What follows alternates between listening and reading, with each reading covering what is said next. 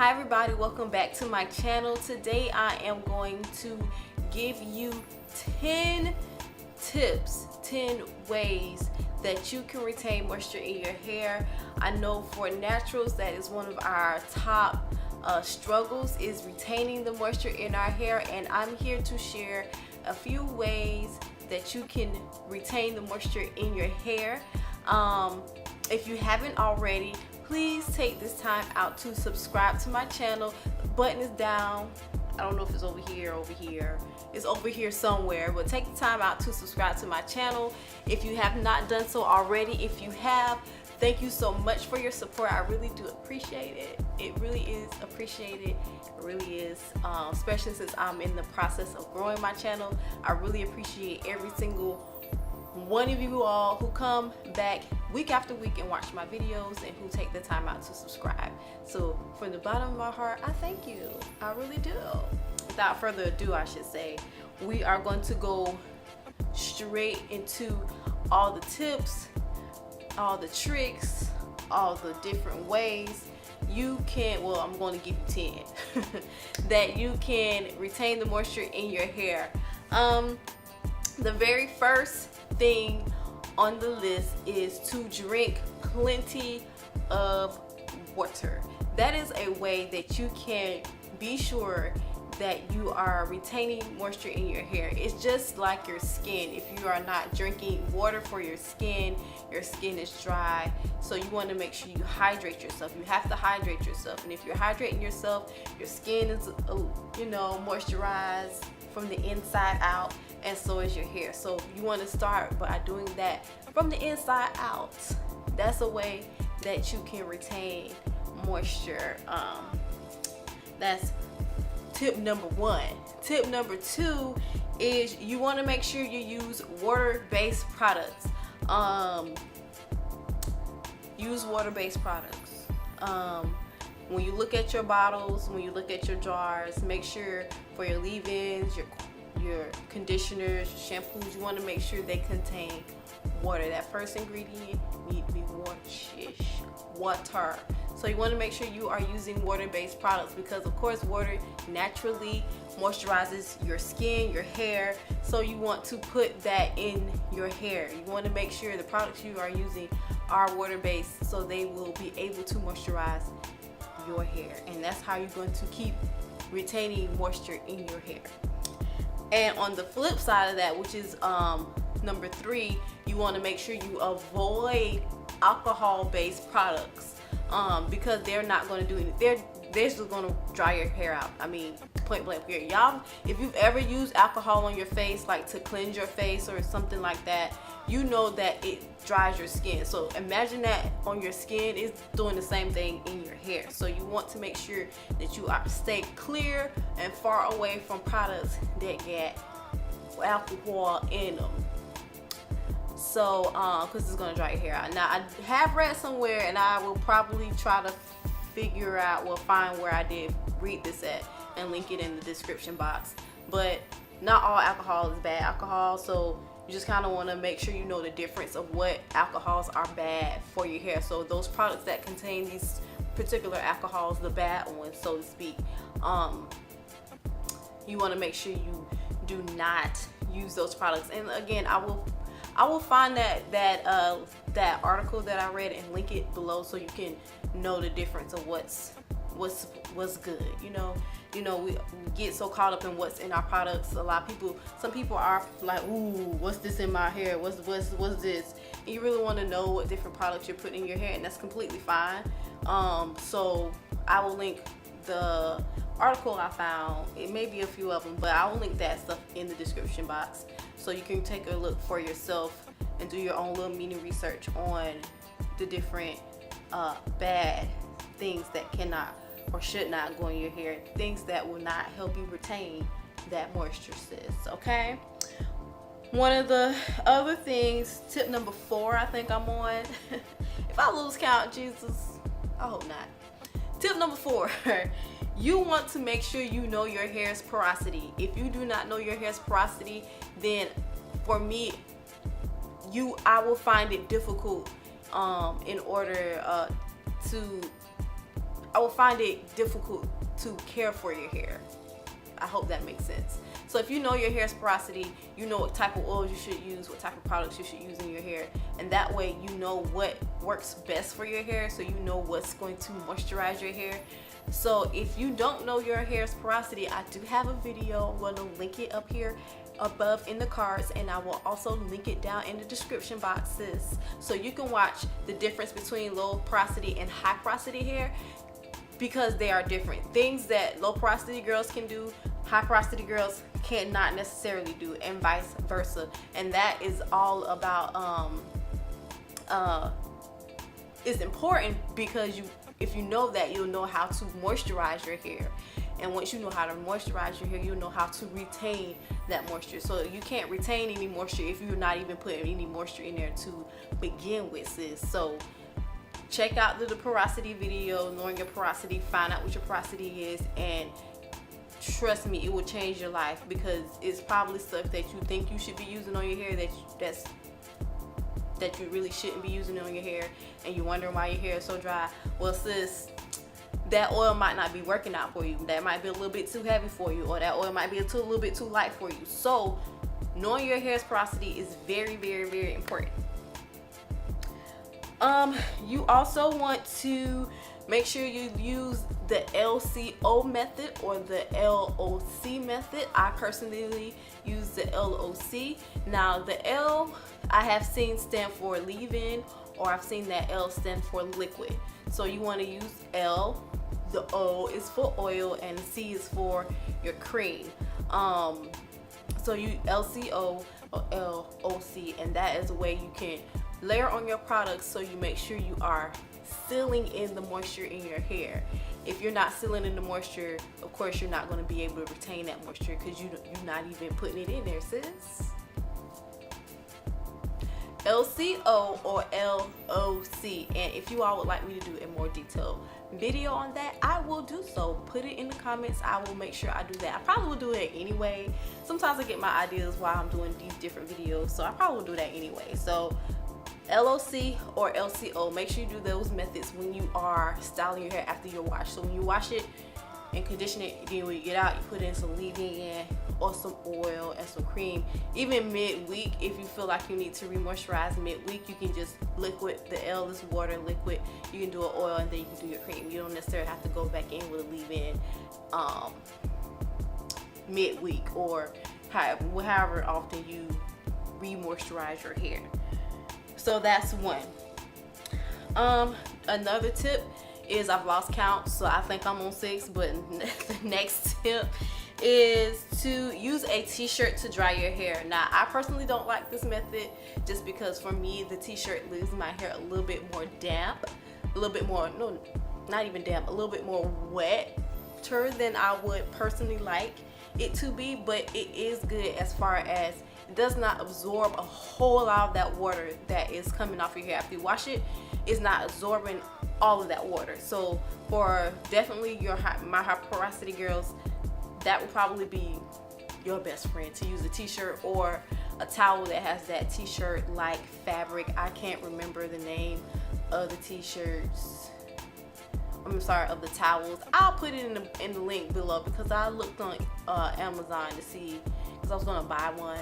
So I'll look and link it down below if you're interested in buying that type of towel for your hair. I think it's a microfiber towel or something like that. So it doesn't absorb.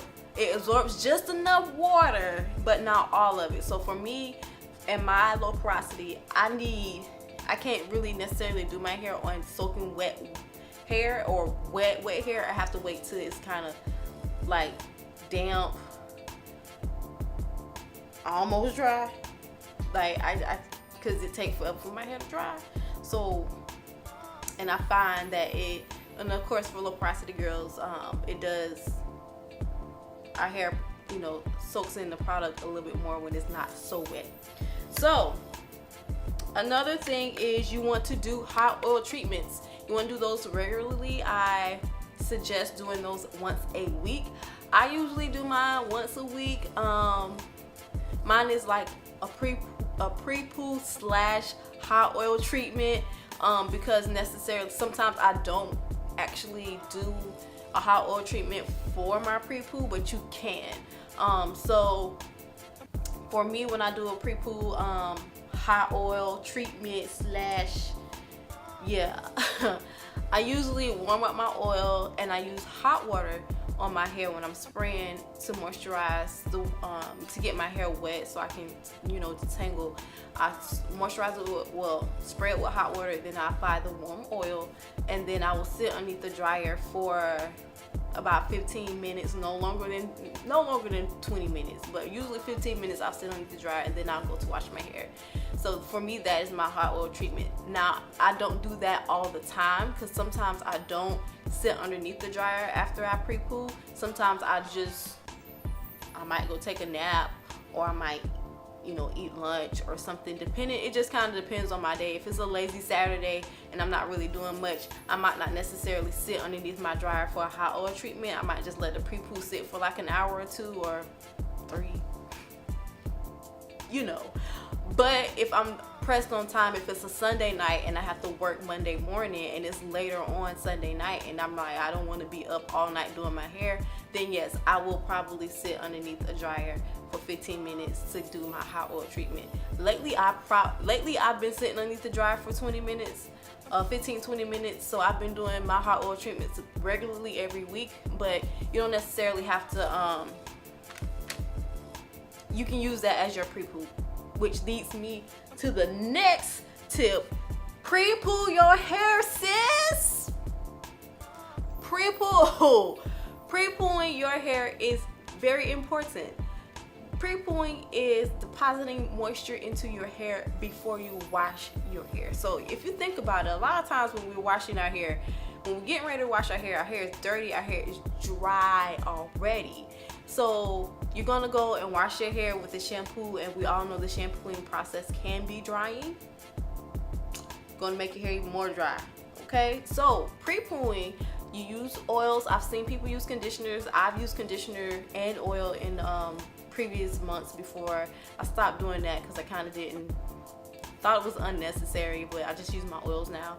But pre-pooing is depositing moisture on your hair before you actually wash, so it can retain as much of the moisture during your during your shampooing process. So for me, pre-pooing has made me shed less in the shampooing process, or even in the wash day process period. I do not shed as much, very little. It makes my hair manageable in the shampooing process and even after the shampooing process, and it makes my hair soft and moisturized. I like the way it feels when I'm done shampooing my hair, shampooing and conditioning my hair, especially shampooing. After I shampooed my hair does not feel like the shampoo has stripped away my oils. It feels like my hair is clean. It feels like my hair is moisturized. So I suggest doing a pre-poo treatment. Now, if you don't want to pre-poo it for a long period of time, we'll go back to the previous point. When you hot oil treatment, you can do your hot oil treatment before you shampoo your hair, and that's 15-20 minutes. So you got a pre-poo slash hot oil treatment all in one, and boom, you go wash your hair, sis. Try it out and tell me it don't work. The next thing you want to make sure you do is you want to make sure you deep condition your hair on a very regular basis. So for me, I not pre-poo. Still stuck on pre-poo, girl. It's bad. It's good, girl. Pre-pooing is like changing my whole life.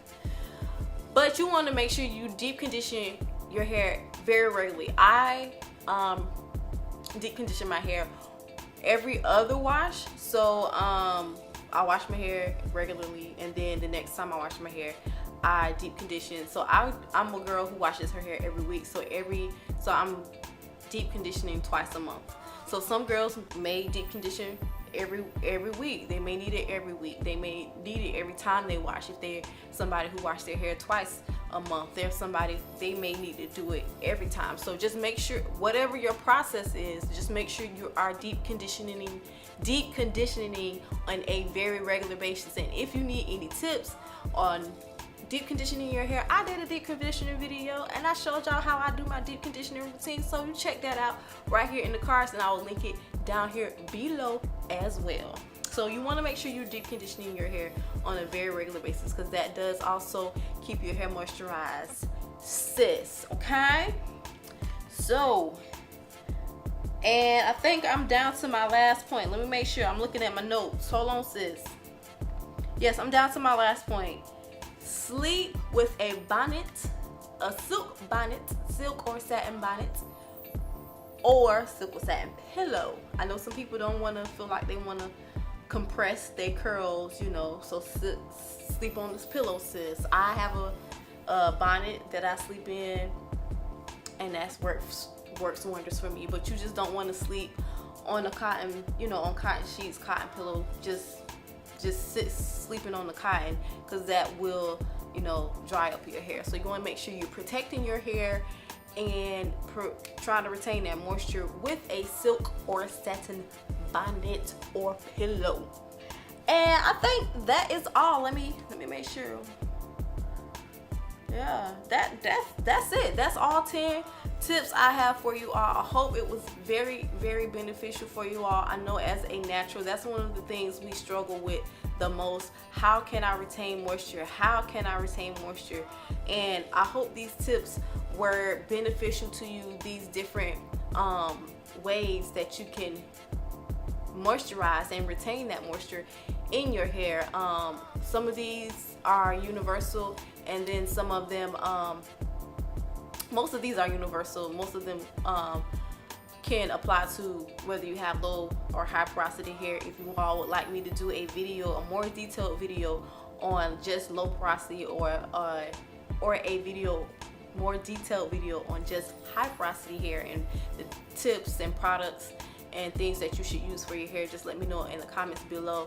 Again, I probably will do it anyway, just to give you a little bit more education on your natural hair. I know for me, I like to research all of that stuff, so I research it so you don't have to. I just give it to you right here, sis. So I hope this video is very helpful for you. I hope you all just have the most moisturized, luxurious curls for the rest of your lives, because that's what we're striving for, okay? I hope you all enjoyed this video. Please give this video a big thumbs up if you did like it, and please make sure you share this video and this channel with all your family and friends on all of your social media networks. If you are not currently following me on my social media networks, they're gonna be up here, girl. I got Facebook, Instagram, and Twitter. They're gonna be up here for you to follow me. And that's it. That's all I got for you all today. Just stay tuned though, because I know you stay tuned, and I'll have the last video which I did on a product review. I have a product review right here. Just stay tuned. Just watch that video, sis. You know, it's gonna be right here. I'm gonna link it right here for you all to watch, and I appreciate it from the bottom of my heart that you watched this video. And check me out next Wednesday. You all have a great week. Bye.